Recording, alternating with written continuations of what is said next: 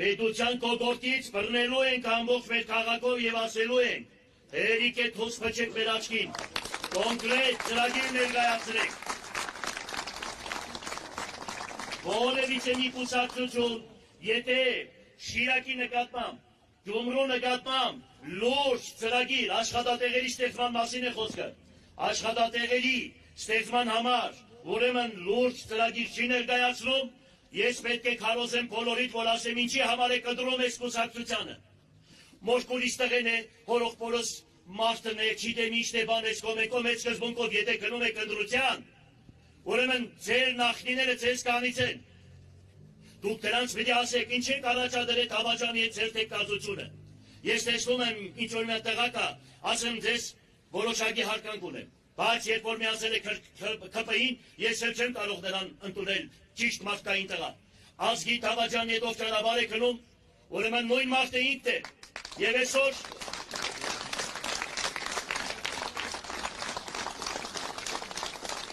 ամբողջ պետական ապարատը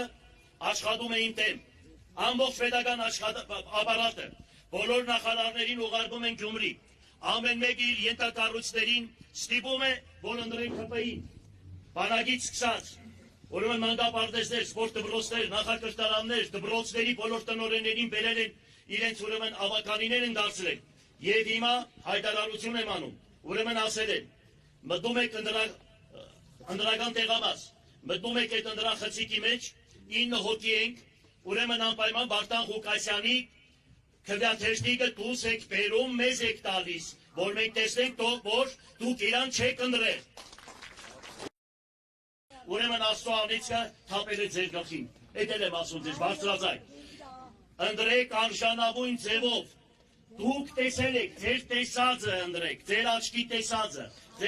ու եթե Հայաստանի Հանրապետությունում իմ ժամանակահատվածում կարևորագույն քաղաքների քաղաքապետերը իրենց մասնագետներին ուղարկում են Գյումրու քաղաքապետարան, որ սովոր էին մեզանից, թե ինչպես ենք մենք գումարները հավաքագրում։ Հիմա մեկը ինձ կասի, ո՞նց եք դուք գումարները ուրեմն հավաքագրելու։ Ես բարձրաձայն ասում եմ, տեղերը գիտեմ։ Երկրաշարժից հետո եւ երկրաշարժից առաջ քաղաքում տասնյակ հազարավոր աբորենի շինություններ կան, որոնք օրինականացված չեն։ $1 միլիոն, $500,000 նորմալ շինություններ, հողեր, որ մարդկանց ձեռքին են, եւ այսօր սրանք չեն օրինականացնում, ինչ-ինչ պատճառներով հավանական է, եւ դրա համար մարդիկ ազատված են եւ գույքի հարգից եւ հողի հարգից։ Իմ հատկացրած հող հատկացումներից հազարավոր մարդիկ շինթույլտվությունները ձեռքերը պատկերացրան, չեն կարող ուրեմն կենցաղ սպասարկման օբյեկտները կառուցել, որովհետեւ պրոբլեմ են ստեղծում, հիշեք, ուրեմն մարդիկ կան, որոնք դատարանում ավարտական շենքերը կառուցել են, ավարտական ակտ չեն տալիս, որ մարդիկ ավարտական ակտով կագնեն հարգատու դառնան, գույքը հարկ եւ հողի հարկ բուծեն։ Եթե փաստեր եք ուզում, հազարավոր փաստեր ունենք, կարող եմ այդ փաստերը ձեզ ներկայացնել։ Դուք ինձ հետ միասին հիշում եք Լևոն Տեր-Պետրոսյանը, որը Եվրոպա մեծ է, եւ սրանց հոգեվոր հայրն է հանդիսանում քաղաքական առումով, լավ իմացեք, այստեղ հիշում եք ինչքան կռաններ էր, մինչև մուշ թաղամասը, այդ կռաններով երկու Լենինական կառուցվեր, ամբողջ այդ կռանները ծախեցին տարան Երևան։ Ուրեմն պատկերացրեք, երկրաշարժից հետո այդքան ռուսների ուղարկած շին մատերիալներով կարելի էր մի Հայաստան կառուցել այդքան գումարներով,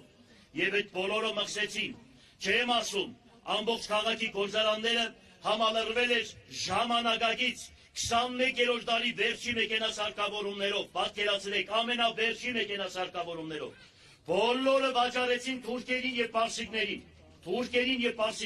Դուք պատկերացնում եք, թե պետական ծրագիր, այսինքն պետության ղեկավարը, պետությունը չգիտի, թե որ երկրում միակ կակոյնի բուծ տնօրեն պետական ունեցվածքը վաճառում է թուրքերին եւ պարսիկներին եւ պետությունը տեղյակ չի։ Դուք հասկանում եք նմանատիպ բան ոնց կարող է լինի։ Կամ այսօր պետությունը չգիտի, որ այսօր քաղաքապետարանը 30 շինթույլտվություն է տվել եւ դրանով նա չի զարգացմանը, քաղաքի եւ երկրի զարգացմանը չի նպաստում։ Այսինքն պետությունը հրահանգ է իջեցրել, որ նմանատիպ քայլեր չեք անելու։ Ինչի համար։ Քաղաքը ունի հադագագից։ Եթե քաղաքը ունի հադագագից, մի հատ մեխանիզմ կա, որ քաղաքապետը հողհատկացում է անում, գնում է մարզպետարան, վավերացնում են, հետո գնում է քաղաքաշինության նախարարություն նորից վավերացնում են եւ այդ ճանապարհը տևում է 1 տարուց 2 տարի։ Այսինքն պետությունը խոչընդոտ է հանդիսանում Հայաստանի Հանրապետության զարգացմանը։ Իսկ եթե պետությունը նմանատիպ է, ինչ կարելի է մտածել։ Այո, անգլո-թուրքական սադանաները ղեկավարում են Հայաստանի Հանրապետությունը, ուրիշ ոչ մի բան։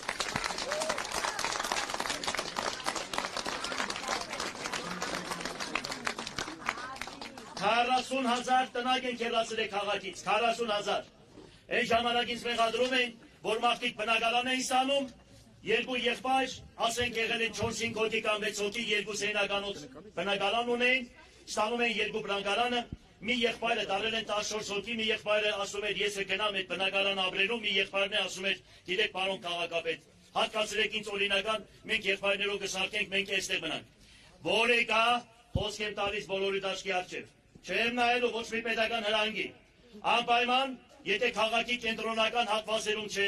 քաղաքի ճարտարապետական տեսքին չի խանգարում, անպայման հողհատկացում եմ անելու տվյալ ընտանիքին, որ այսօր մինչև այսօր երկրաշարժից հետո ապրում է։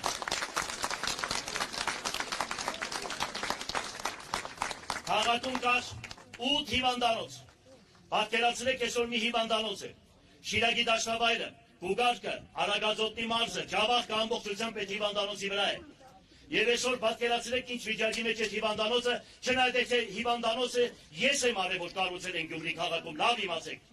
Ուրեմն, մեզ պետք է երկրորդ հիվանդանոցը պարտադիր։ Քաղաքապետարանը պետք է պարտադիր ունենա իր սեփական հիվանդանոցը, իր սեփական շահույթների որոշակի մասը գալու է Գյումրու քաղաքապետարան, եւ այն մարդիկ, որոնք հնարավորություն չունեն, քաղաքապետարանը պետք է օգնի նրանց, որովհետեւ այդ հիվանդանոցում իրենց առողջության հարցերը կարգավորի։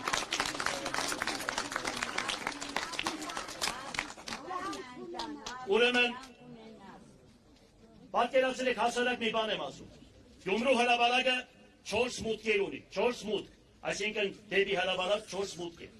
Ոչ մի անցումի մասին չեն էլ մտածում։ Անհրաժեշտ է անցումները,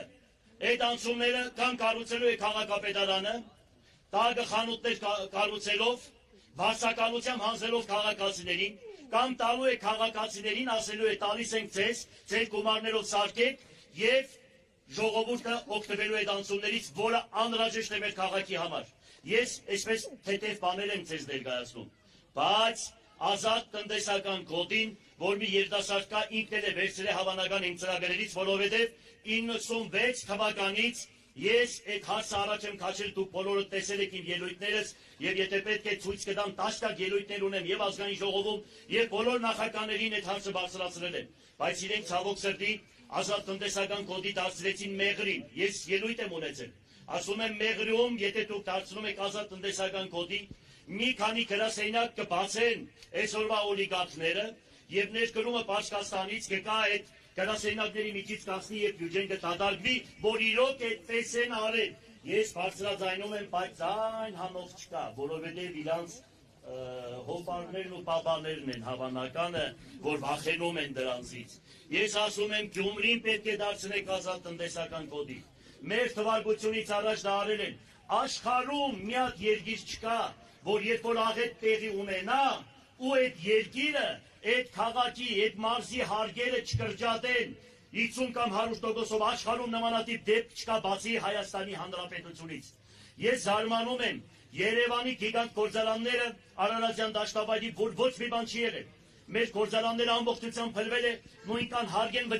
վճարում, ոնց որ Երևանի մեր գործարանները։ Այստեղ պետք է պետական հոգացություն, պետական մոտեցում։ Երբ որ ես այդ հարցը բարձրացնում էի, վայ, նախարարներ կային, ասում էին այդ գրասենյակները կբացեք, ես էլ ասում էի, այդ գրասենյակների փակման խնդիրը ձեր ձեռքն է։ Եթե գրասենյակ եմ բացում, մի որոշում եք անում, որ գրասենյակային աղվեսներին չի վերաբերվում նմանատիպ որոշումը։ Այս որոշումը վերաբերվում է նրանց, ովքեր գործարան են բացելու եւ մենք տեսնում ենք, որ իրոք աշխատատեղ են հիմնել Գյումրի քաղաքում։ Այսինքն պետք է մոտեցում պետական եւ գնում հանգում ենք այն եզրակացության, որ Լևոն Տեր-Պետրոսյանն ասում էր. մեզ 300 հազարանոց Լենինական պետք չի, մեզ պետք է 10 հազարանոց գյուղաքաղաք։ Այստեղ մեծերը կան հիշում են, երիտասարդները հավանական է չեն հիշում, այդ թեստերը կա ինձ մոտ է։ Ասում եք Հայաստանի Հանրապետությունում պետք է ապրի 1 միլիոն բնակչություն այս տարածաշրջանի վրա, այստեղ ավել պետք չէ որ ապրեն։ Դուք պատկերացրեք, քանդեցին ամբողջ գործարանները, քանդեցին ամբողջ ուրեմն համալիրները գյուղական, որ տարիներով, տասնյակ տարիներով խորհրդային միության ժամանակահատվածում ցեղական անասուն էին ստացել մեր նախնիներն ու մեր պապերը։ Եվ այսպես հեշտ ու հանգիստ այսօր էլ սրանք իրանց ձակերը այնպես ուրախ են նայում մեզ, այնպես բարձրաձայն են խոսում, ոնց որ իրանք մենք չգիտենք որտեղից են առաջ եկել ու ուր են գնում։ Հետո ամենասարսափելի, սրանց 90%-ը կրթություն ստացել են Թուրքիայում։ Հնամյացրած կենսագրականը նայեք, 90%-ը վերապատրաստվել են մեր դարավոր թշնամու երկրում։ Սա ինչ է նշանակում։ Եթե խորանում ենք, դրատագը ամեն ինչ մենք կգտնենք։ Եթե խորանում ենք, մենք ամեն ինչ դրատագը կգտնենք։ Եթե մենք չենք ասում, թե մենք դարավոր պետք է ամբողջ կյանքով մնանք թշնամի։ Մենք մի բան ենք ասում։ Իրենք կատարել են ոչրագործություն, որ ամբողջ աշխարհը ընդունում է։ Ամբողջ աշխարհը թող ընդունեն հայոց ցեղասպանությունը եւ մնացած ներողություն խնդրեն հայոց ազգից եւ դրանից հետո եթե Աստված ստեղծել է որ ոչ ու բարով դմանատիպ ազգը պիտի լիներ մեզի հարևան մնացած հարցերը մենք հետագայում մնայենք մի ազգ որ ոչ մի հարևանի հետ խաղաղ չի ապրում բոլոր ազգերի հետ խնդրեմ ունի բոլորի հողատարածքները զավթել է աշխարհի կենտրոնը Կոնստանդինապոլիսը 1450 թվականին գրավել է եւ ասում է սա մեր հողերն են 100 տարի այդ ադրբեջանական ազգը 100 տարի է որ պետություն է ձևավորվել ես զարմանում եմ այսպես ղեկավարների վրա որ նրանք ասում են թե մեր բավական հողերը մենք հետ վերցրեցինք սրանք գլուխները կախ այնպես են ամաչում գետինն են մտնում յանի իրոք մեր իրանց հողերն են գրավել մի հատ հայկական պատմության մասին սրանք ոչ մի բան չգիտեն դպրոցներում հայոց պատմությունը քրիստոնեական պատմությունը վերացրել են գտնում են հայոց եկեղեցուն, կաթողիկոսի շորերն են քաշում, ես չգիտեմ, գիտեք ինչ կա։ Այո, եթե Աստված ուզում է մի ազգի պատժե, մի քաղաքի պատժի, ուրեմն անարժան հոգևորականների ձեռքով, երբ որ պատարակ է մատուցվում, Աստված գարշում է այդ երկրից եւ այդ քաղաքներից։ Այո, մենք ընդունում ենք, որ հարցեր կան։ Բայց դրանով մենք չենք կարող գտնել հայոց եկեղեցուն, հայ առաքելական եկեղեցուն։ Այո, մենք պետք է դարավոր եկել է հայոց առաքելական եկեղեցին։ Եթե մեջը ինչ-որ սպասավորներ կան, այո, այդտեղ մենք խոսք ունենք, որ պետք է մենք ընտրենք հոգևոր առաջնորդներ։ Եկեղեցին հոգևորականները պետք է չընտրի, այդպես է կանոնակարգով։ Պետք է ժողովուրդ ընտրի, որ այդտեղ մենք մեր միջի արժանիին պետք է ընտրենք։ Ավելի տեսքով գեղեցիկ, մտքով գեղեցիկ Եվ ոչ թե մեզ պետք է հարյուրավոր եպիսկոպոսներ, մեզ պետք է մի քանիսը, որի աղոթքներով որ աղոթ կանեն, երկնքից Աստված լույս իջեցնի։ Տեսակ խաչ հանեցինք, Աստծո լույսը բացվավ մեր վրա։ Տեսակ կտրվեց անձրևը, քամի, ճանապարհին ես աղոթքով եկա հասածներ ասում եմ Տեր Աստված։ Այս ամեն ինչը լավ լինի։ Ուրեմն ծրագրեր շատ ունենք, գիտենք ինչ պետք է անենք, ոնց պետք է անենք, ում ենք պիտի ճանապարհ գնանք։ Պատկերացրեք, այսքան հայոց ազգը իր ապրած կյանքի մեջ չի եղել 5 տարի, որ խաղանտ ապրի։ Միշտ պատերազմների մեջ է եղել, միշտ պատերազմների։ Մենք խաղաղ ենք եղել 75 տարի, որ ռուսների հետ ենք եղել։ Այո, ռուսներն ունեն խնդիր, մեր հետ նկատմամբ սխալներ ունեն, բայց հայոց ցեղասպանություն չեն արել։ Իրենք ասում են, ռուսին պետք է հանենք, թուրքին պետք է բերենք։ Դուք հասկանում եք սա ինչ է նշանակում։ Իրենց կոնկրետ ծրագիրը դա է։ Եթե ով կարող է թուրքի հետ ապրել, ով որ կարող է, ես չգիտեմ նրա հոգու մեջ մաքուր հայկյան անուն չկա։ Ես կարող եմ մի բան ասել, երբ որ Էջմիածինում պատարակ էր մատուցվում 1800-700-ական թվականներին, Պարսիկ թագավորը մտնում է Սուրբ Էջմիածին։ Երբ որ մտնում է Էջմիածին ու դառնում ասում է, ձեզանից եթե որևիցե մեկը դառնա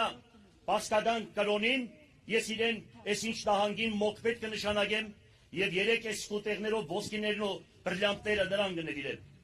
Պատարակամատույց Վախտապետը ասում է, ես կդառնամ ձեր հավատքին։ Լռեց պատարակը Եվ կաթողիկոսը գլուխը բարձրացրեց, սրացակումած աչքերով, ասեց 3 օր ժամանակ տուր, ես ասեմ գայթակղության պատճառս երիտասարդի, ասեց 3 օրից գալիս եմ, պարսիկ թագավորներ թե իշխաններ։ Կաթողիկոսը հայոց հոգևորականներին ասեց, անհաց հանճուր, գիշեր ցերեկ աղոտ կարեք խնդրեք Տիրոջը, որ իմանանք գայթակղության պատճառս երիտասարդի։ Երրորդ օրը առավոտ ժամը 6-ին 30 հոգևորականներ վազեցին կաթողիկոսի մոտ, ասում էին վեհապար, տեսիլք ենք տեսել, բայց իրանք չգիտեին, որ նույն տեսիլքը տեսել էր կաթողիկոսը ամենայն հայոց։ Ու ինչ ասեցին։ Ասեցին մենք տեսանք, որ վարդապետի մայրը ննջում է, գերեզմանը բացվեց եւ մայրը բարձրացավ ու ասեց. վեհապար հայրապետ, փախի ժամանակ մի թուրք պարսիկ զինվոր ինձ բռնաբարեց, նրա հայրը պարսիկ է, եւ հիմա ես ձեզ ասում եմ, եթե մաքուր հայի տղա է, նրա այրան մեջ հոսում է մաքուր հայոց այրունը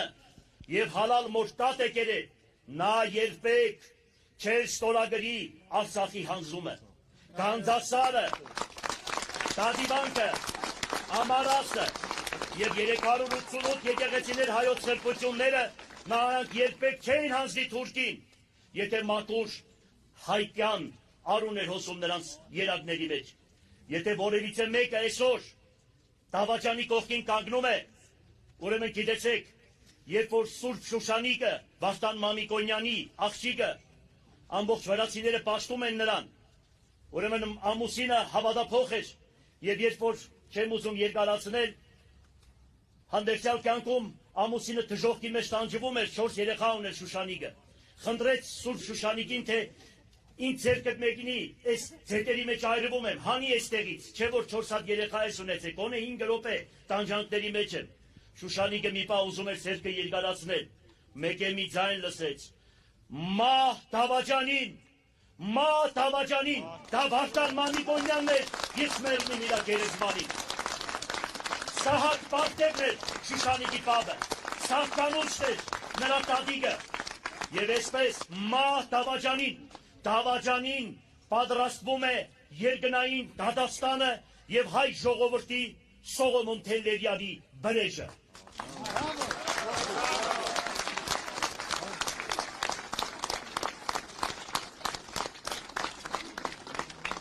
Ես կարող եմ երկար խոսել, ես կարող եմ շատ ձեզ ասել, հավատացեք իմ ծրագիրը շատ երկար է, չեմ ասում, որ Արցախյան պատերազմի մասնակիցներին, Ղարաբաղի Արցախից եկածներին, ուրեմն այն անօթևանները բոլորին բնակարանների եւ մնացած խնդիրների մասին չեմ ասում, բոլորն իմ աչքիս առջև են, լավ իմացեք, սոցիալական բոլոր ծրագրերը միշտ արել եմ, ուսանողները, հիվանդանոցները, դպրոցները, գաղութները, սոված մարդիկ, ցուրտը, տակը, ամեն ինչը այն մարդու հոգու մեջ է, որը որ առավոտյան աղոթք է անում ու ասում է Տեր Աստված, այսօր ինչ լավ բան անեմ, որ ասեմ Բալաջան, քարն էր տաս կանաչ բուսնի եւ ողորմի քո ննջեցյալներին, նմանատիպ մարդուն հավատացեք։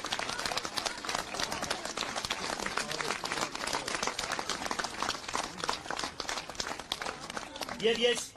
վերջացնելով ուզում եմ ձեզ ասել, օբյեկտիվ եմ ասում, գնում եք ընտրության, այն սկզբունքը վերացրեք, խնամիս, հորողբորս տղեն, բարեկամը, մյուսը, եթե տեսնում եք, որ ձեր հորողբոր տղեն, ձեր հոպարը, ձեր ասենք եղբայրը, Դավաճան ճանապարհ է բռնել,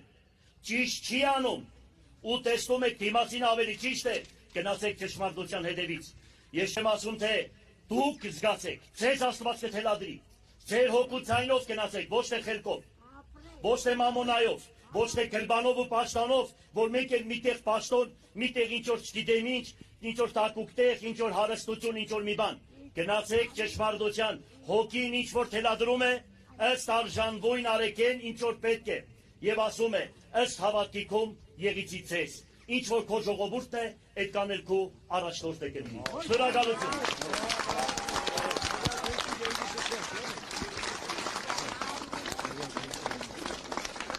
Եթե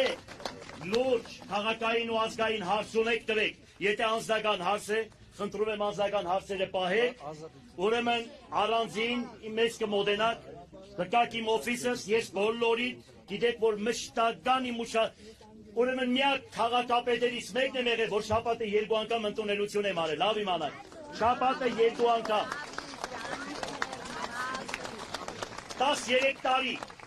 շաբաթը 2 անգամ ինձանից հետո մի հատ մարդու երես չեք տեսել,